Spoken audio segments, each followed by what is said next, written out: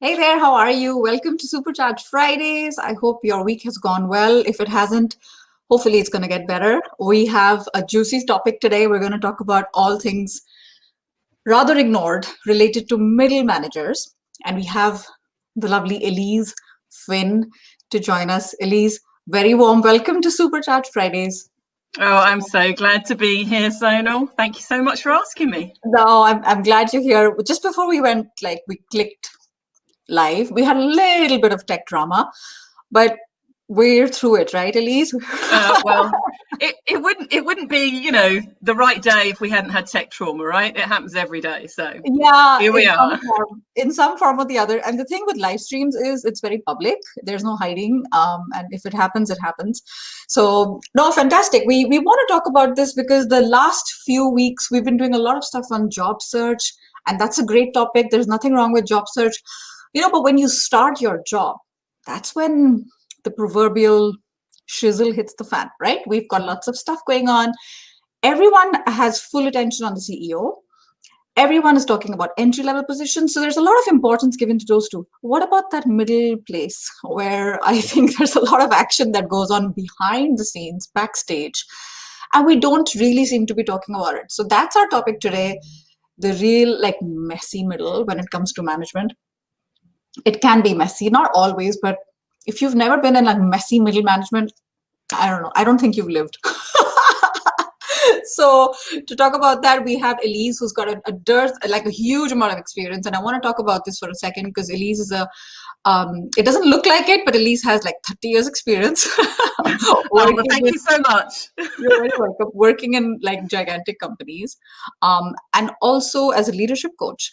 And I want to say something specific, and that's one of the reasons I asked Elise to join us today.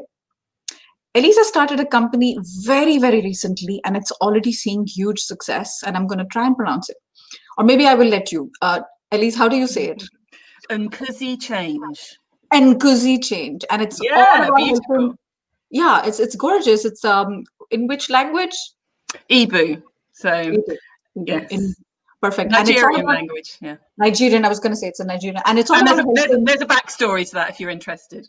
I will ask you about that. And it's all about helping middle managers. That's what I want to say, that it's really relevant to the topic today. And now that we're in a COVID situation, we want to make sure this is as relevant today as in normal times. So definitely want to talk about it. So before we do that, just quick shout outs. We've got people joining. Elise, can you see the comments? I can't. I need to turn it on. Yeah. I see them. I see them. You see them? So I want to say hi. So Ira, Minakshi, Risto, how are you guys? Priyanka, Sandeep, Ashish, wonderful. We've got hopefully G. We got people from all around the world, and Krishnamurthy. Welcome everyone, and hopefully you're in for some fun, because when it comes to managers, we all at some point, if we aren't managers, we want to be managers. When we are managers, we're like, I can't wait to go to the next thing. I feel like I'm passing through. It's like this sailing ship. I'm just passing through and I want to move on and do, the next level. As opposed to, for some people, it can be the destination. So that's what we're going to be talking about. But before we do that, Elise, for those who are not familiar with you, would love for you to introduce yourself and definitely tell us the inspiration behind Untitled Change and the backstory. Yeah, okay. Well, thank you so much, first of all. A lovely introduction. So, yes, my corporate career has lived and breathed big global companies.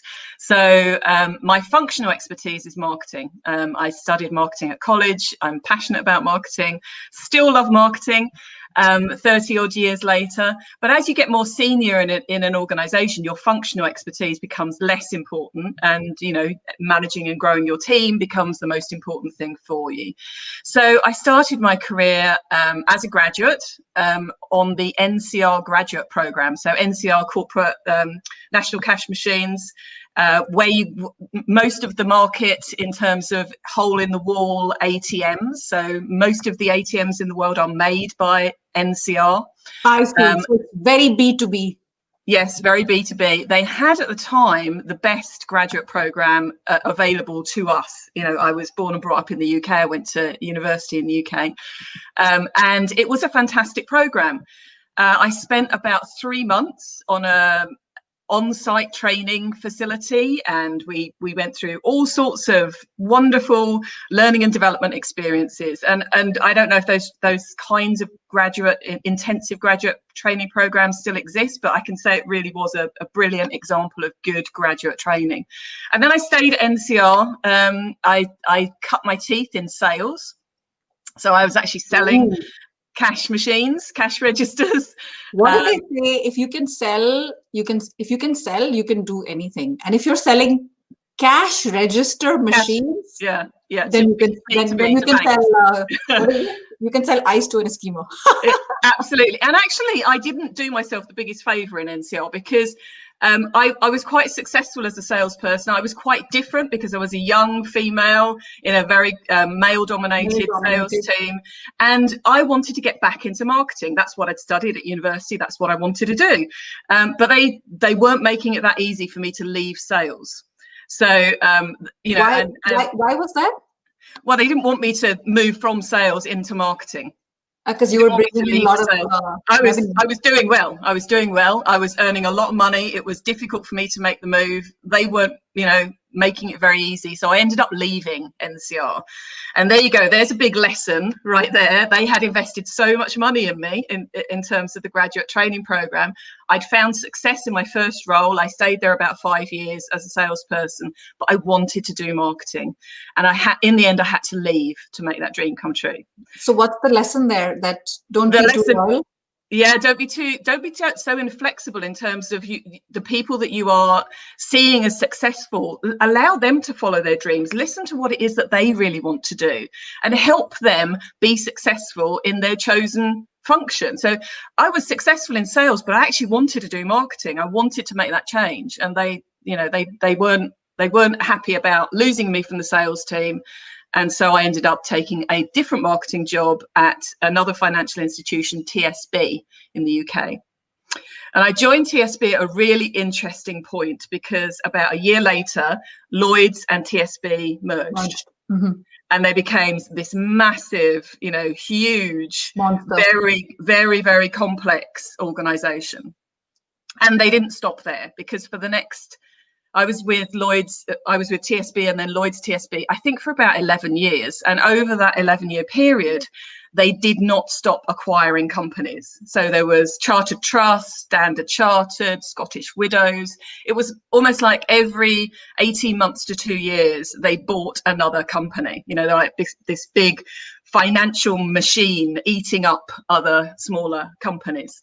And so I rose through the ranks in Lloyds TSB very quickly. In fact, I was probably 28, 29 when I was managing a team of 100 people in a call center. So I had both an operational role and a marketing role. And I had the opposite experience in Lloyds TSB to which I had in NCR. I had no training at all. In fact, when I joined them, I'd been a lone salesperson. And so yet I kind of made it up as you went along? So I had no management experience at all.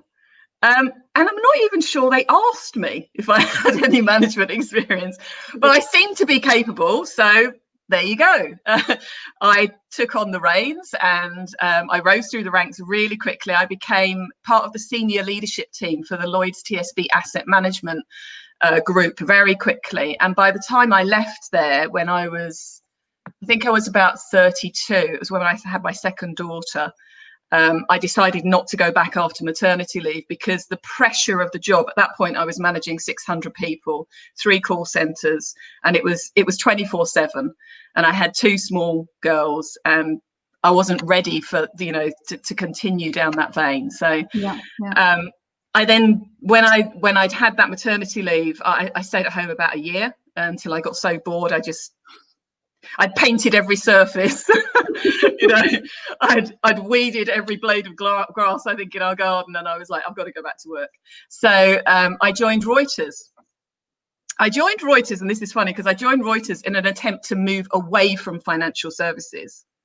But I hadn't quite done my homework well enough, because the piece of Reuters that I went into was the biggest financial machine you've probably ever seen, which was financial and risk. So $7.5 billion revenue business serving the financial services industry. So, of course, Reuters, after a few years, I think I was there about 3 or 4 years, were bought by Thomson and became Thomson Reuters.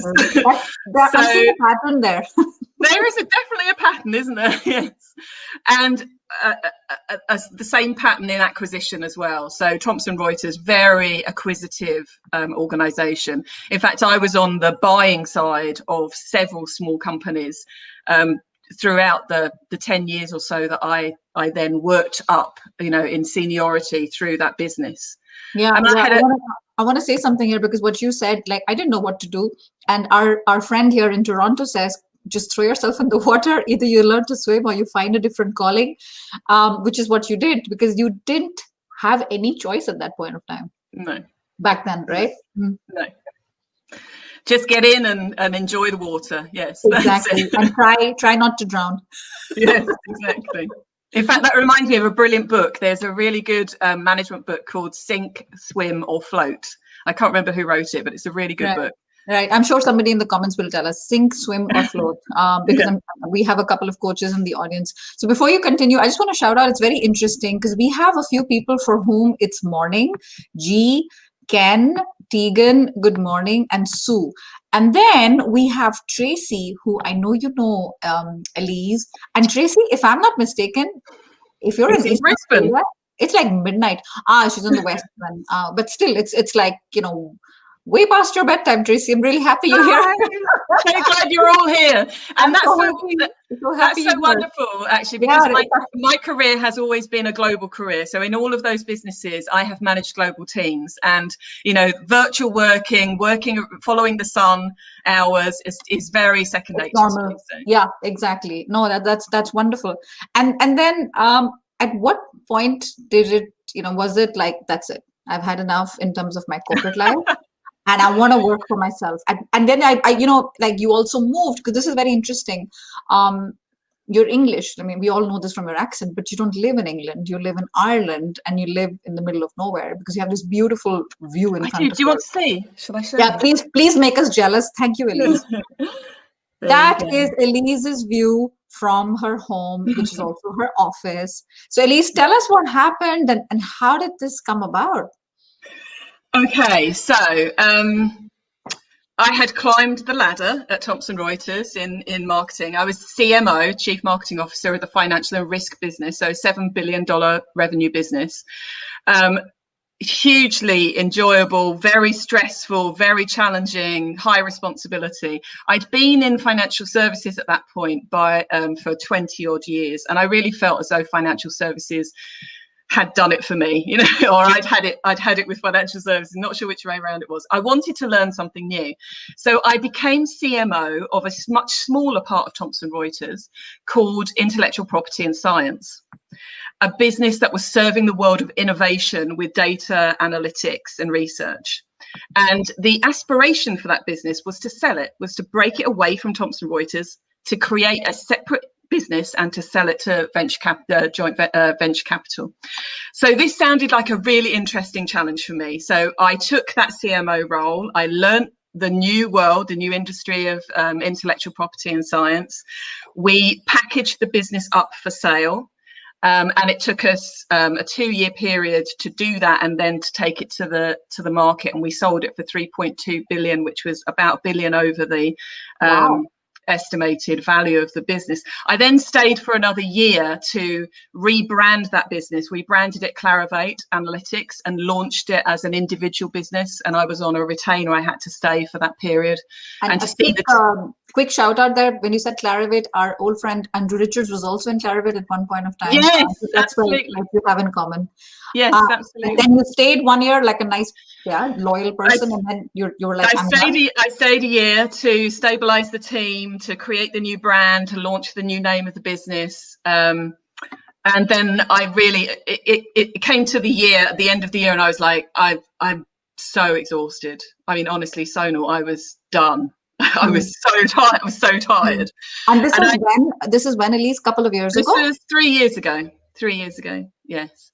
So I decided to leave without a plan. Just leave.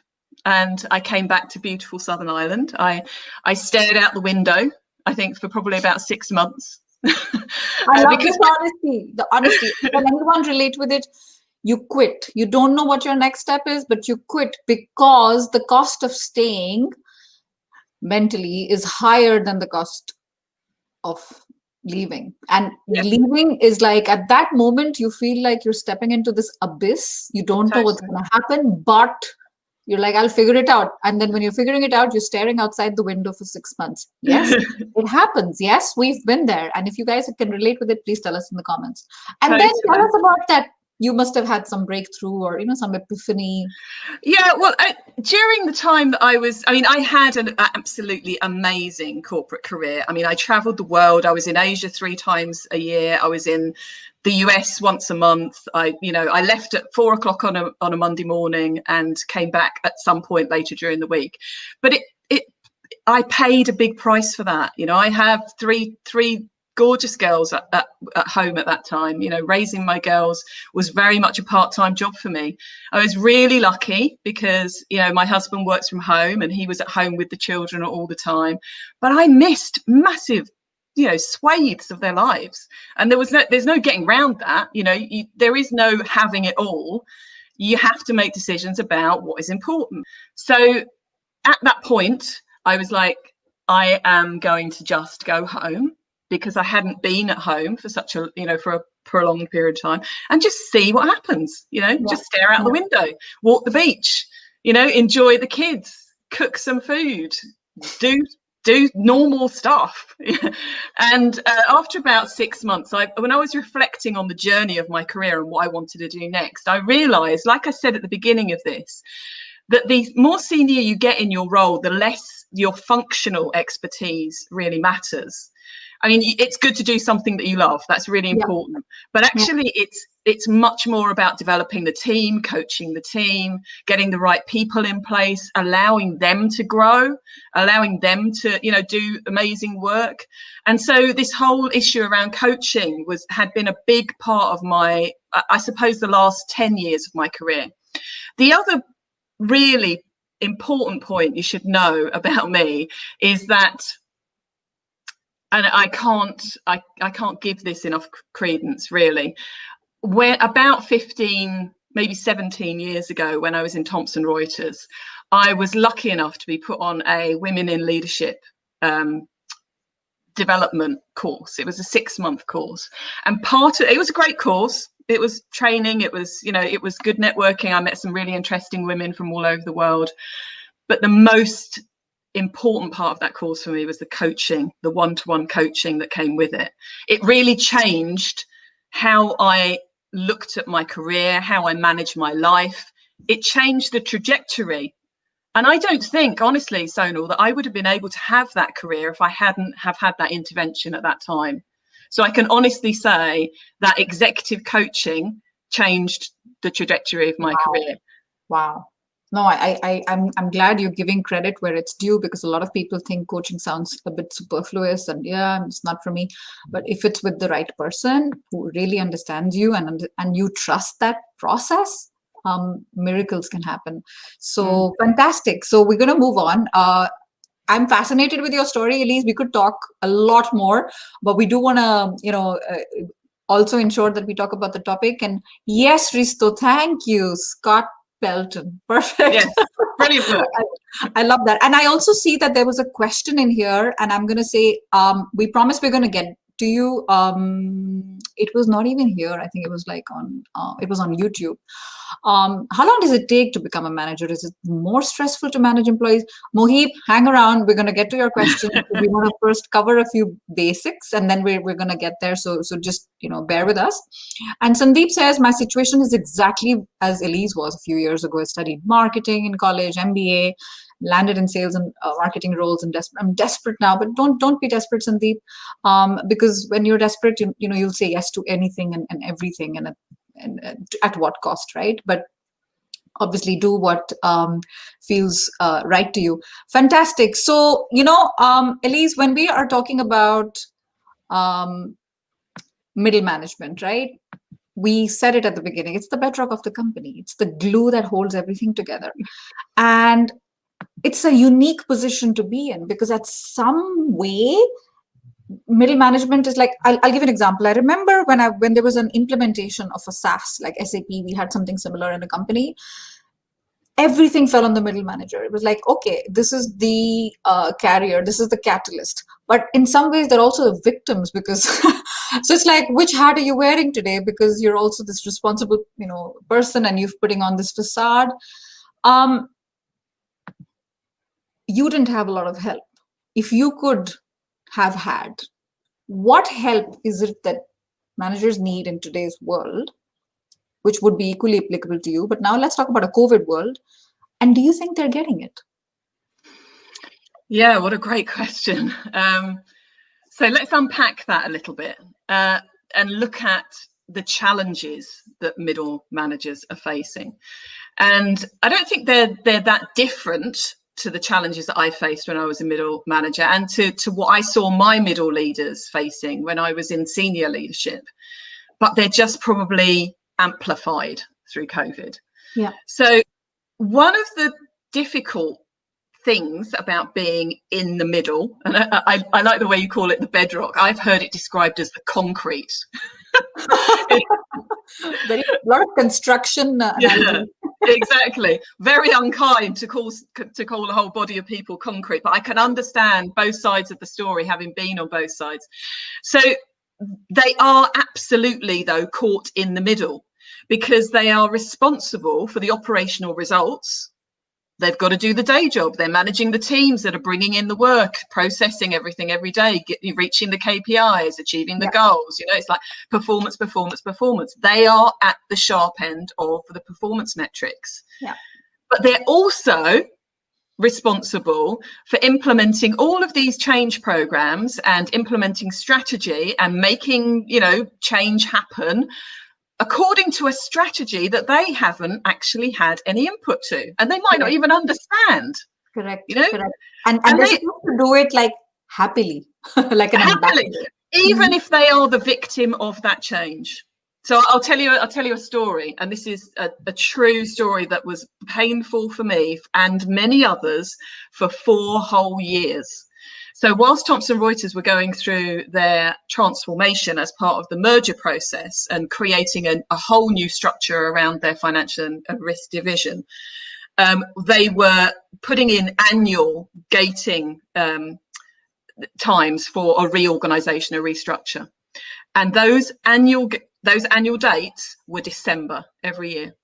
So in December every year, all of the middle leaders, or the leaders, you'll probably call them senior middle leaders, but all of the leaders in a big tranche of it, so over 100 people in this group, would be told in December for those 4 years running, your job is at risk. We don't know whether you're going to have a job. Your job is now at risk. We're going to go through a process, the whole HR process of evaluating who fits in which box over the next 3 or 4 months. The responsibility for you is to manage your team to optimum performance throughout that process, to field all their questions, to stay positive and optimistic, to act as a go-between with the unions and HR and all of that. And impossible position to put people in. And do it knowing you may not have a job with us. Exactly. Mm-hmm. So that's not unusual. I mean, that's quite an extreme example, but it's not unusual in terms of the challenges that middle leaders are facing. They have to implement the change, not knowing whether they are going to be a positive part of that change going forward, but they also have to deliver all of the day-to-day results at the same time. So really, really difficult. So that's a big challenge for them. The other big challenge is they often report into very senior people. Organizations are getting very flat. So senior people have a lot of people in reporting to. The span of control just keeps burgeoning and increasing like anything. Exactly. And the time and access that you might have to your leader is very, very short. And very prone to being cancelled. Hands up, who said that happen, Yeah, recently? yeah, exactly. So talk to us about this, Elise, because what happens when you are in the middle and there's conflicting interests? It could be Hmm. conflicting from you, from above, managing the heat from below, because those guys are clearly unhappy and they're not stupid. Like they know what's going on. And you're trying to cushion and protect and be like this parent. And from above, it's like, ah! So this is such a loaded question, but how can people watching today, learning from all of this, how can they manage in the most efficient way? Okay, so that's a difficult dilemma to be in. So first of all, recognize that this is not easy, that you are in a very difficult place. Don't try and pass it off as Hmm. being something you've just got to power through, Hmm. and that you're not worthy if you don't come out each day singing the praises of everybody and enjoying the sunshine. Change is hard. And if you're in a big organization that is highly matrixed and you don't have access to information and there are so many people that you have to engage with and keep happy and keep in the loop, that takes a toll on you as an individual. So the first thing I would say is look after yourself. Make sure that you have boundaries around work. This is even more important when we all work from home.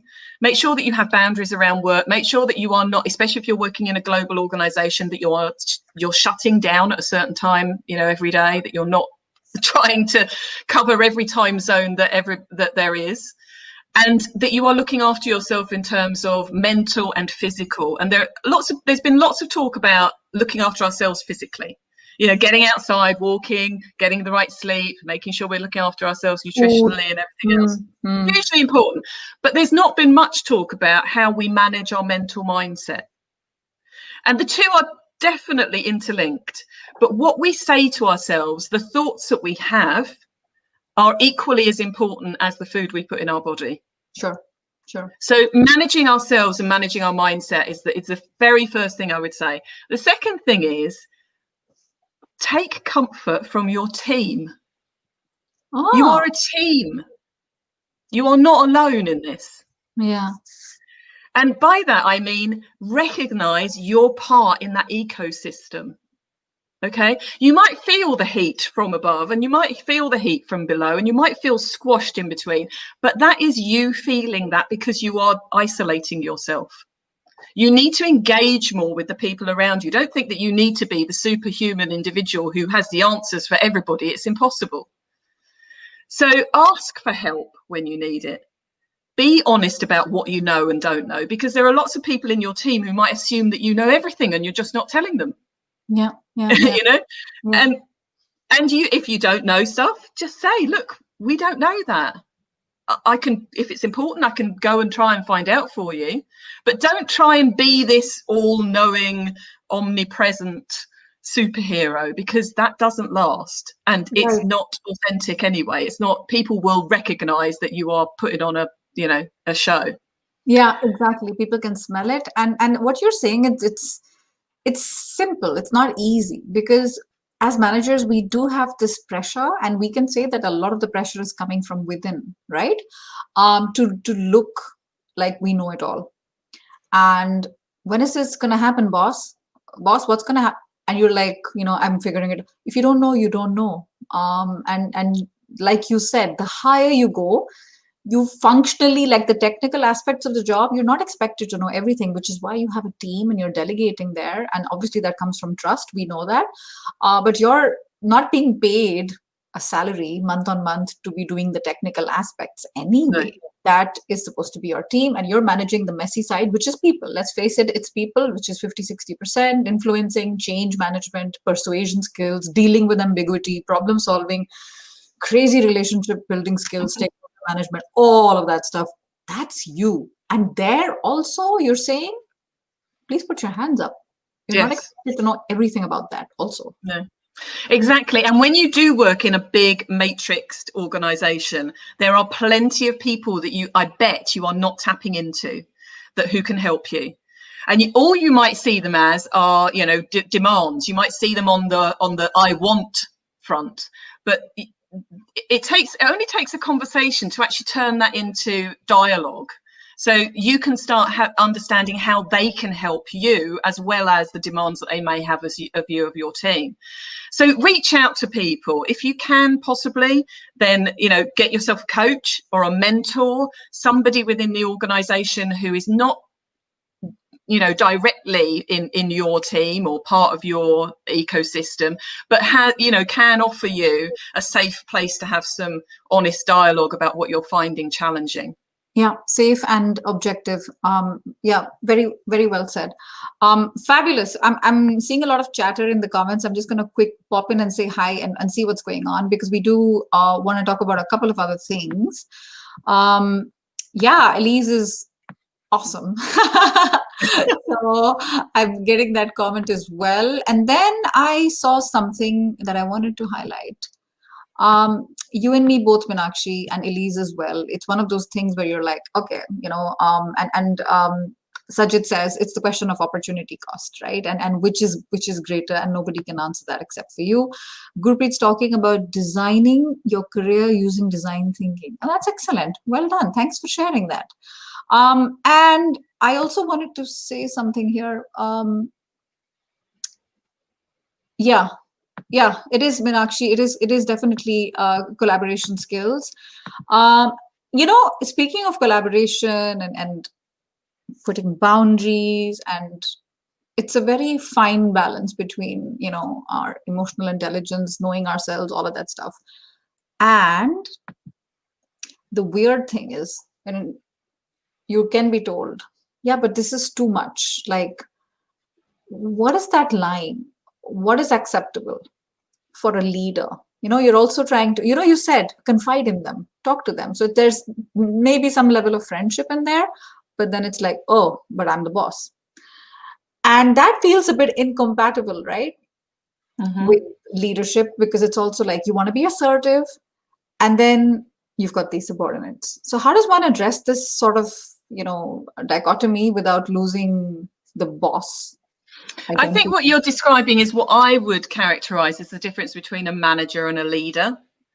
And by that, I don't mean hierarchical. I don't mean title. I don't mean, you know, access to resources or budget or any of that. I mean mindset, really. So what's the difference between a manager and a leader? I think a manager is more like an overseer, somebody who is maintaining presence in terms of overseeing results, and they are almost kind of like measuring. I think about them in terms of you know, quality control almost. You know, they want to be able to see and measure all of the things that are happening within their team.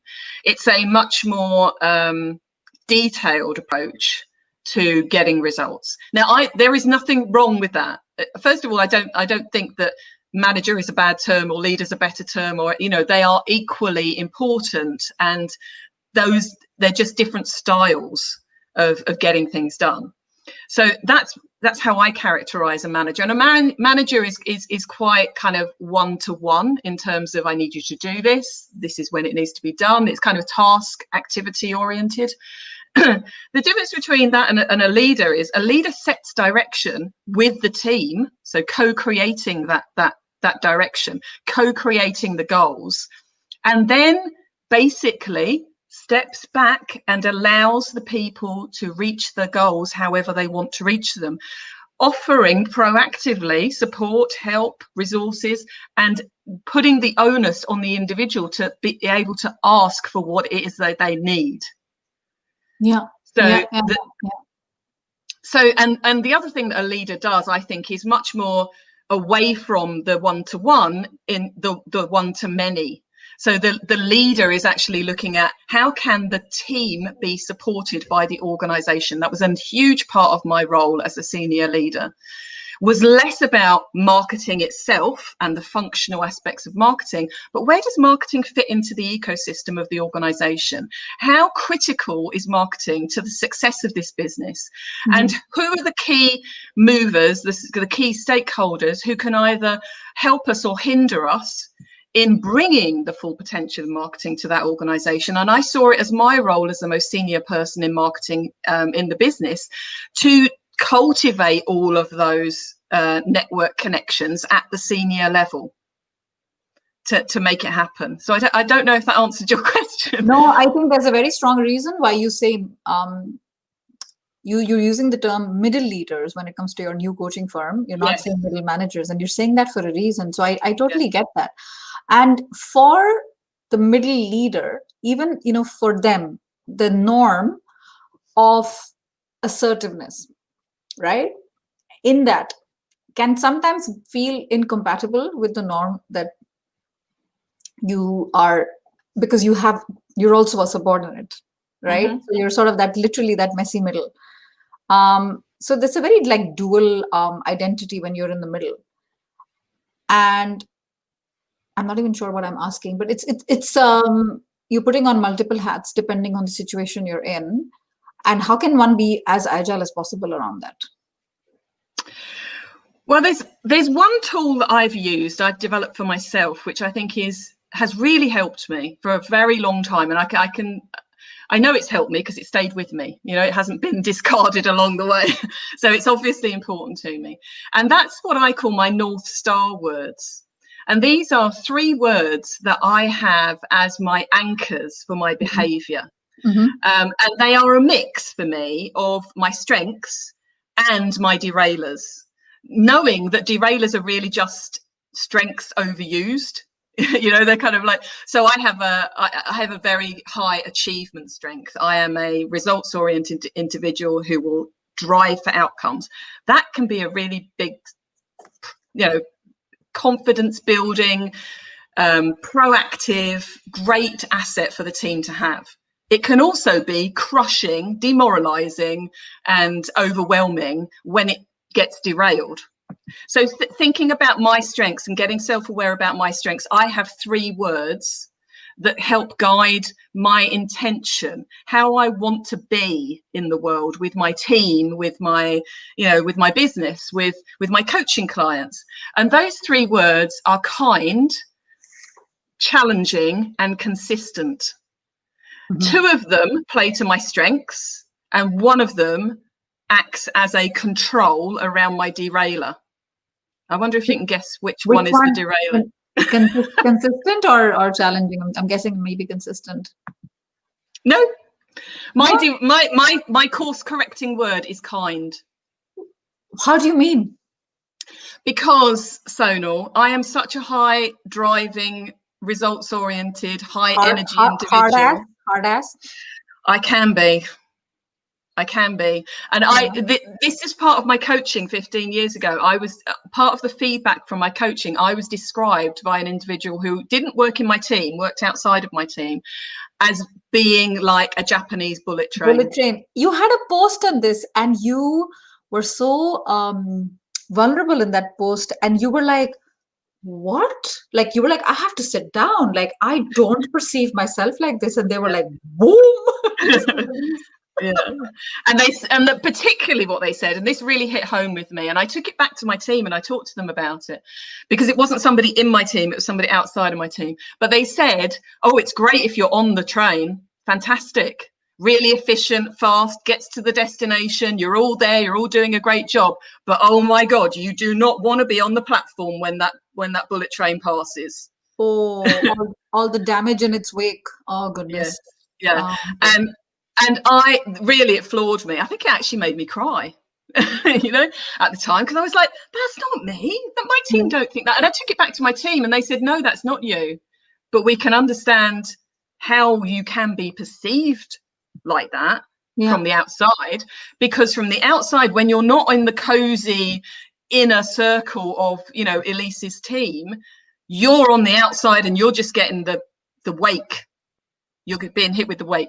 And that was a real big wake-up call for me. So my course correcting word is kind. I lead with kindness. Because I don't have to lead with results. That would be worse. I would be like a Japanese bullet train on steroids, So I lead with kindness. I understand that part of my strengths is being challenging. I challenge people. I challenge my team. I challenge my coaching clients. I challenge, my kids even. So challenging is something I don't want to lose. But this is cool. This is very relatable. And I wonder if, anybody wants to talk about this in the comments, because course correcting, I love it that you said that. And we know what we have, and an overdose of that strength. That's interesting when you shared that. Your weakness is basically a bit of an overdose of your strength. It's a derailer, It's a absolutely. derailer, and you want to get back on track, like literally using the same analogy. And how do you do that for a person like Elise? If you guys are watching, high achievers, always ensuring, you need to perform at meet expectations. You're always above or exceed expectations, and that's the way you've been. Overachiever maybe your whole life, and then that's good. That part is locked and loaded. But at what cost? In the sense that, do you are is it possible that you're unaware of what it's doing to the social arena Exactly.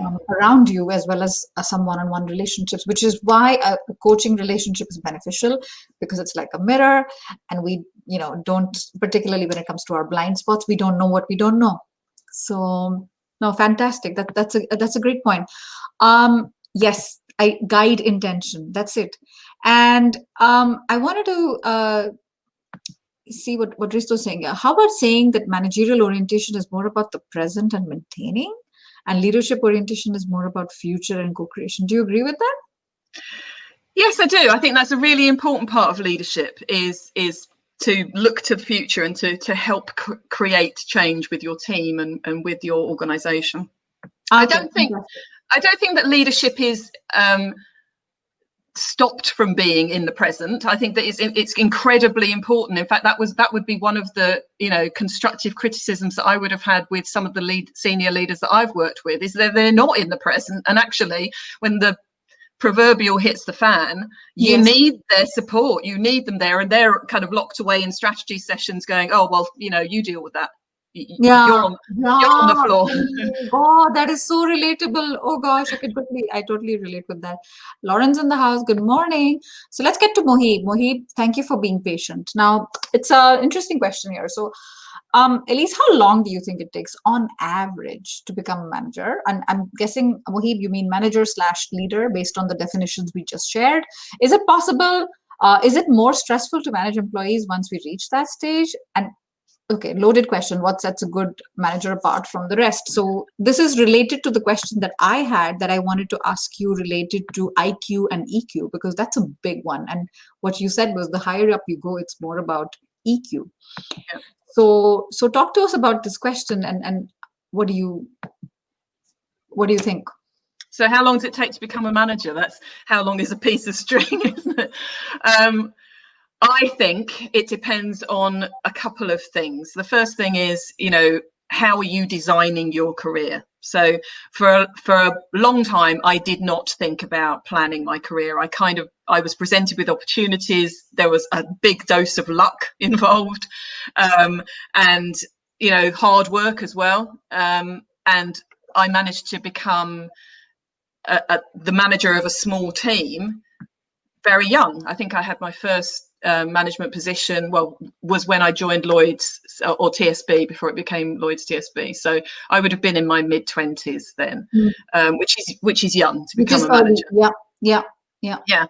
And I could have stayed in that, managing a small team. In fact, lots of people do. That's one of the beauties actually about this population of middle leaders, is that in a large organization you might have 100 or more middle leaders, and they look so different. It's such a varied population.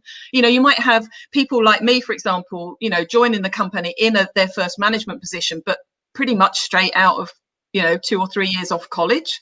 And then you've got people in their 50s, as I am now, who have spent all of their 30 years of their career in the middle leader population, and they're happy there, and they don't, they have no aspiration to take on more responsibility. And that's like, this is a sidetrack, but that's why training doesn't work very well for middle leaders, because they are not a homogeneous population. They're not like graduates. Graduates. And it's not exactly, and it's not one size fits all. So Mohib, short answer, because we do have a few other questions, but short answer, it depends. And there's a bunch of factors. But your second question, I'm going to answer it quickly because I want Elise to answer the third one. Is it more stressful to manage employees once we reach that stage? Yes. Anybody who tells you it's easy peasy, piece of cake is wrong.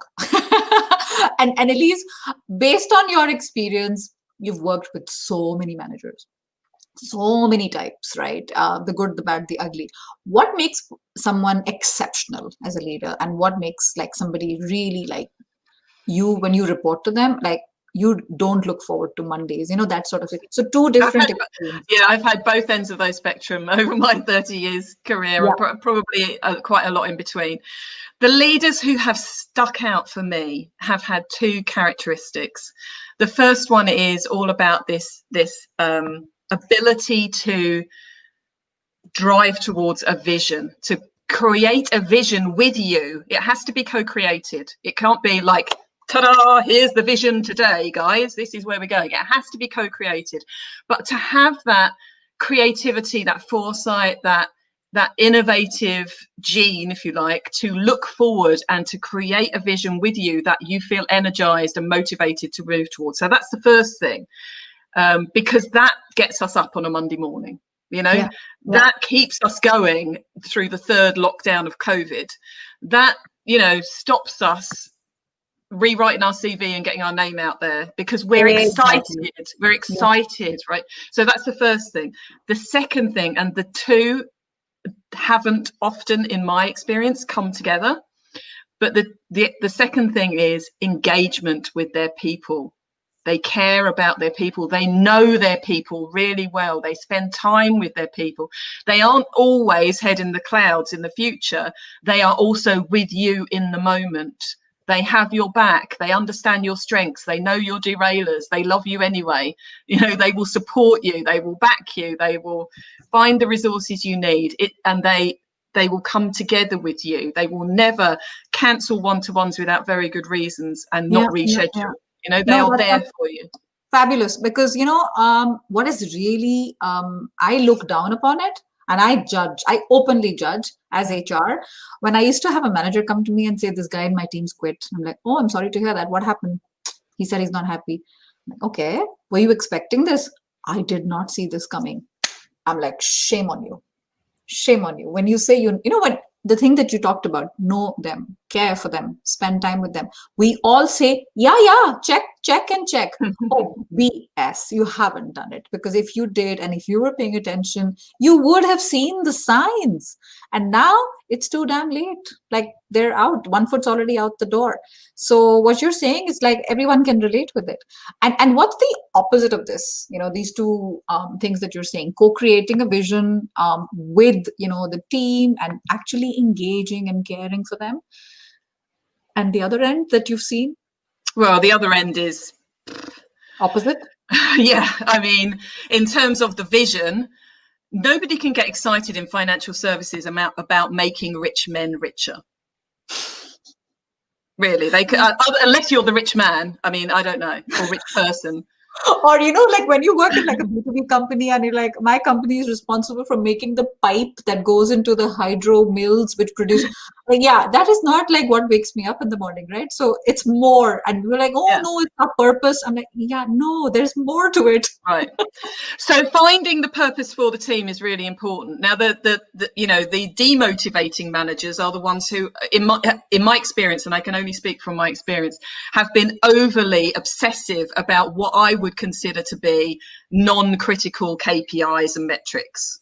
Things that don't really move the needle, things that aren't that important. They're just overly obsessed with those mechanics, without having an attachment to a bigger why.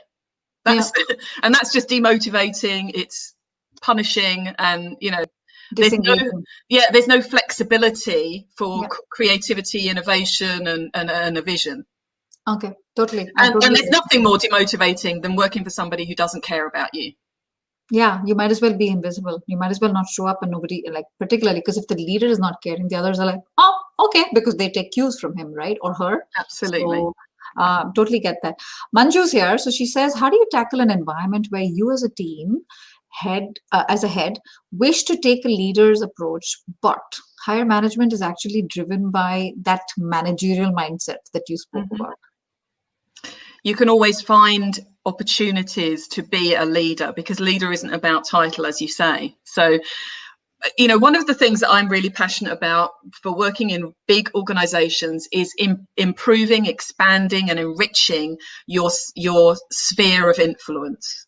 It's, if I could put my finger on one thing that was the most important feature of the success in my career, it was when I learnt how to build really, authentic influence. And once you start to build relationships with people outside of the normal sphere of your department or your team or your function, then you start to see how you can add value in different ways and how you can inject yourself into conversations and be welcome there because you're adding value and you're bringing something to that team or that function. Wonderful. So don't limit yourself to where you are right now, Yeah, no, wonderful. I love this answer. I'm just going to repeat it because in case somebody missed it, this is really beautiful. So Manju, what Elise is saying is expand your sphere of influence. And if you're still thinking, you're listening, what does that mean?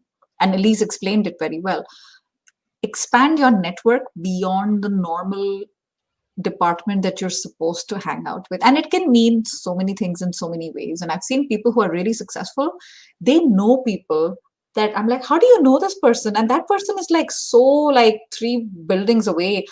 But that person shows up in some project management steering committee and they already are buddies, they're going out and they know each other's husbands or wives. So that helps influence, but soft, right? Influence cannot be forced. And it takes time. It takes time, but it's worth it.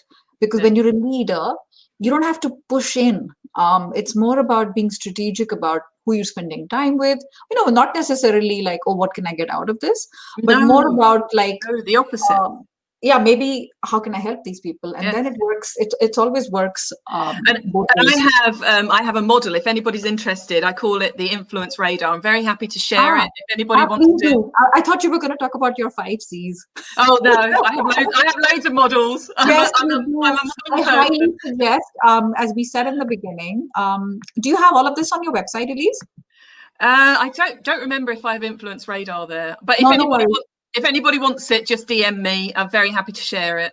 I highly recommend that you, if you're not already, I highly recommend that you follow Elise and check out her work before I forget it, because I wanted to say that. Meenakshi says that metaphor hit me like a train. Yeah, it's a lot to take, and you're like, I think I cried. I'm like, yeah, you're human. It would be unusual if you had like 0 feedback. When you get harsh feedback, of course you hurt. And people are like, I don't care what people say. BS. Of course you do. You're human. We're wired to care and think about how is this affecting other people and what do they think about us. Hey Ken, as guys, we need to be understanding, supportable, and not supportable. Yes, and not feel threatened. There shouldn't be a double standard. Yeah, I wish there were more people like you, Ken. Unfortunately, there aren't. And that is how it is. And Inda is in Indonesia, and she talks about leaders.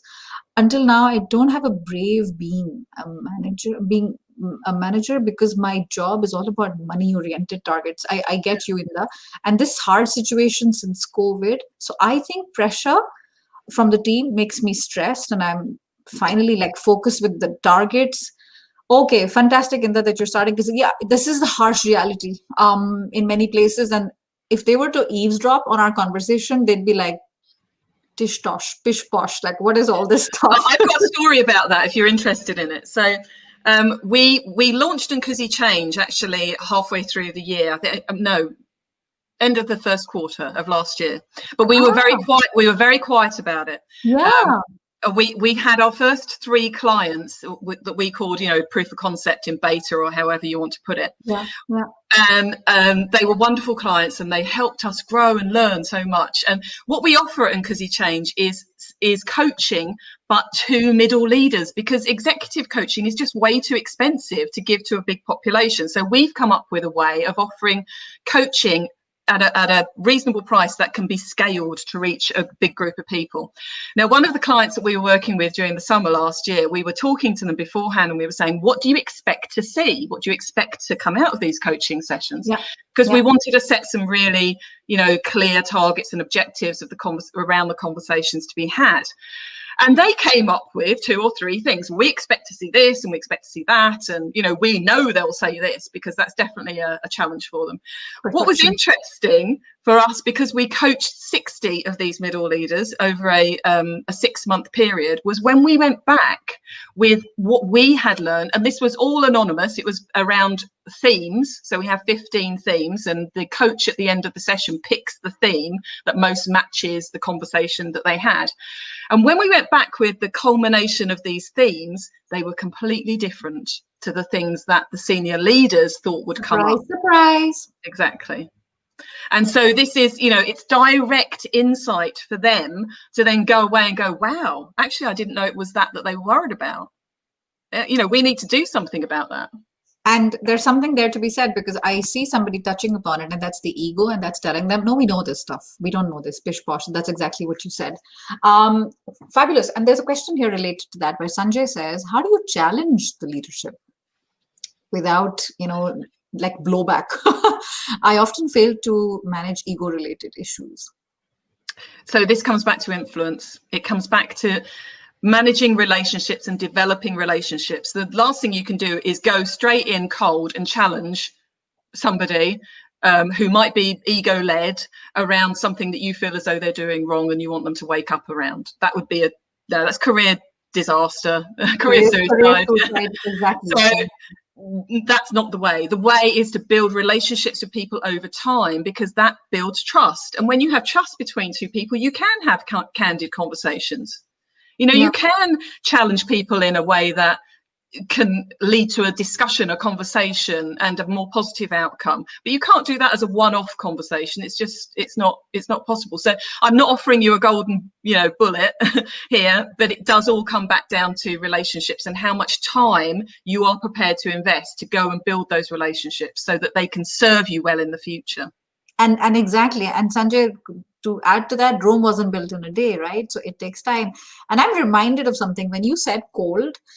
Sanjay, go back and look in your company, look at some sales trainings. Cold contacts, when you convert them, it takes time, right? To convert them to warm contacts. It's very rare, like maybe 1 out of 100 that they say on the first call, yes, I will buy from you. It takes time, you warm up, you listen, etc. And that's influencing skills. So that's one of the ways you can think about it, where how do you get them to know you, to like you, to trust you?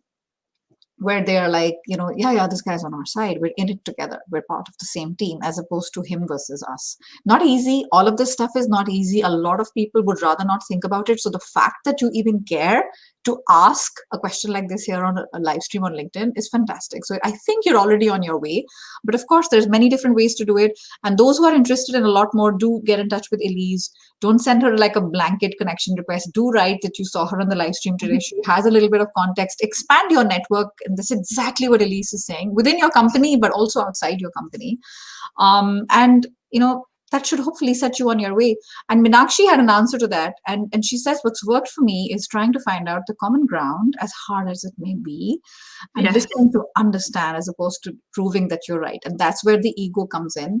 And I think you both should definitely connect, because when you said North Star, it reminded me of Meenakshi, because her company is called North Star. North Star Network. So there's definitely some stuff that you guys have in common. And last thing I want to ask you is, hopefully I haven't missed, if I've missed any questions, you guys are watching, please feel free to put them in the comments again in case I've lost them out. If you're a manager, okay, Lauren, sorry, this question was a few minutes ago. If you're a manager and you're not doing that, then what? Meaning, if you're a manager and somebody quits, and I think this is when she asked, and you're like, I'm not engaged, I'm not caring. You know what I mean? I say I know my people. Then I'm pretty sure you'll be seeing some turnover. And there's an arrogance, Elise, that people think, yeah, it's COVID. Where is he going to go? Where's she going to go? Yeah, the moment vaccines are out, the moment economy turns, because it always turns, right? You and I have seen our fair share. Yeah, 2001, September 11. 2008, 2009, it always turns. And the best people are always the first ones out the door. Well, and you know what, Sonal, I counted up the other day, I think it was a couple of days ago, how many notifications I've had of people in my network who have got new jobs just this year, in the last 3 weeks. Which means that the negotiation, the interviews, all of that stuff happened October, November, December. Do you know how many? Do you want to guess? Tell me the answer. 137. Wow. In your network alone, first degree. In 3 weeks. Yes. It's a sign. It's not anecdotal. You guys are seeing this in your notifications, in your newsfeed as well. Congratulate this person for starting a new job, Jan 2021. Yep. And if you're unhappy, that might be you. If you're a manager who you think you know your people, but you're not entirely sure, that might be your people. So there's no escaping it, right? No, and you might go, Elise, you're crazy. Have you got nothing better to do? Why were you counting those numbers of notifications? Well, actually, how did you get that number? I'm curious. Well, so I get notifications, as everybody does, I think, when somebody gets a new job. Manually counting them?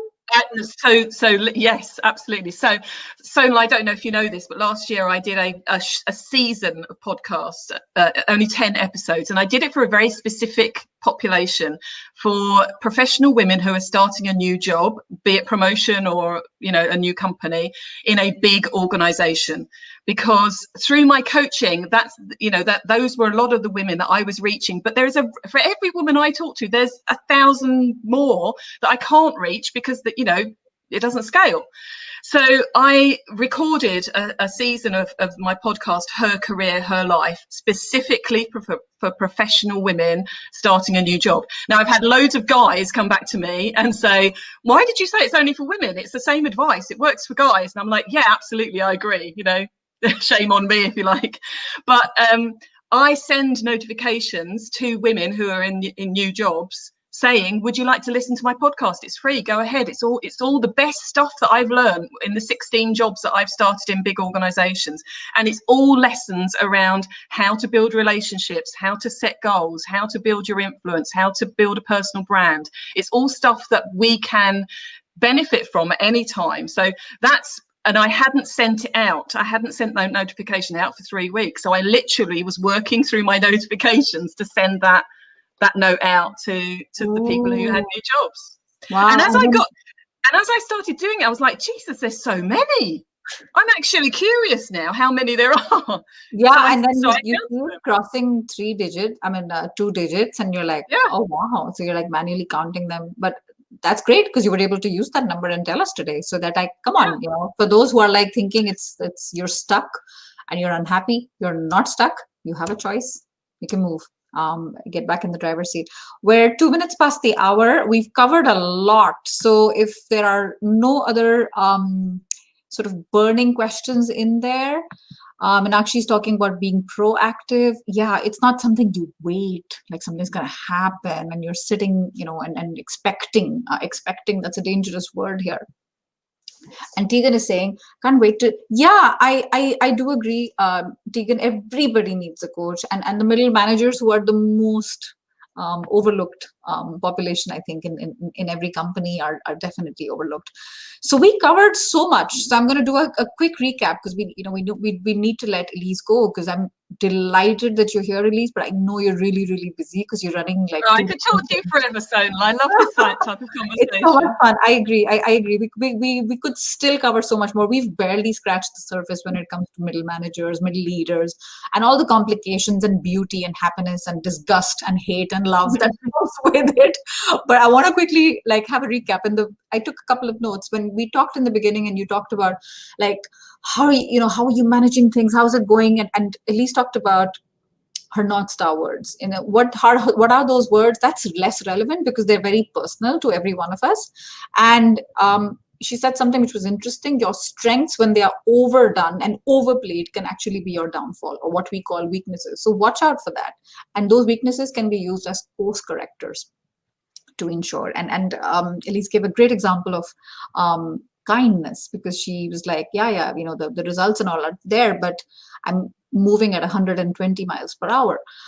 What is that doing to the rest of the team? Maybe they're not catching up. Maybe they're falling behind. So be be kind to them, be kind to yourself. It looks like different things for different people, and so those are the 3 words that she had. But think about your North Star words and what that means for you. And we talked about in that middle level, how can you be an exceptional leader? Because eventually you do want to rise up, right? If you're ambitious, you want to grow, you see a future for yourself. Simple advice, not easy because we all give ourselves 100% top grades on these things. Co-create a vision with your team. When was the last time you did something like that? And I don't mean, oh gosh, I don't mean a team building exercise, everybody goes bowling and feels good. No. There's a dinner in like, a Mexican place and everybody's laughing. Yeah, that's nice. There's nothing wrong with it. Team bonding, team building, but it's what happens day to day, right? Which makes it more special.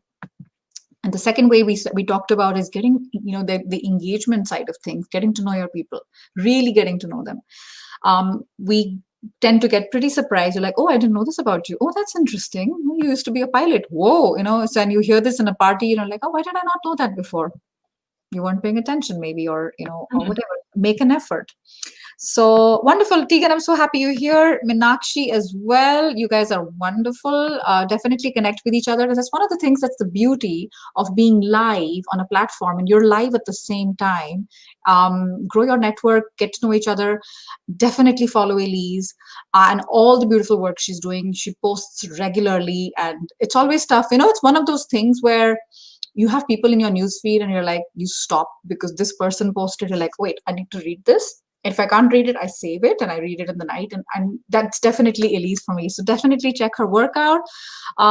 Take care of yourselves. And I want to say thank you so much, Elise, for being with us today. You are so welcome. It's been fun. Thank you.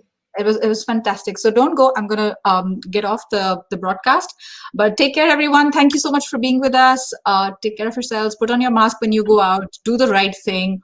We're going to be out of this mess pretty soon. So have a good weekend. Bye, everyone. Bye.